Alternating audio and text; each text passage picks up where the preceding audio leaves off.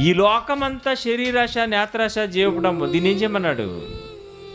దీన్ని అనుభవించమన్నాడా? ఏమన్నాడు? ఇదంతా గతించిపోతుందన్నాడా? ఇదంతా గతించిపోతున్నది, ఇదంతా పాడైపోతుంది. కానీ నువ్వు పాడు కాకూడదు, నీవు మాత్రం పాడు కాకూడదు. నీ రూపము పాడైపోవచ్చు, నీ పైన దేహము పాడైపోవచ్చు.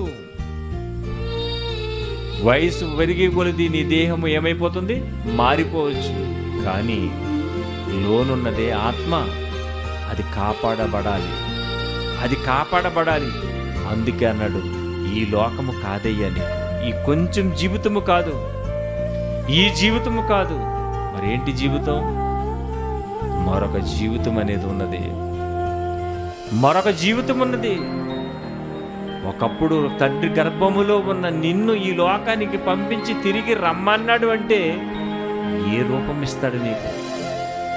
ఏ రూపంతో ఉంటాము? మనమంతా ఈ రూపములతో ఉంటామా? ఈ దేహములతో ఉంటామా? కాదే.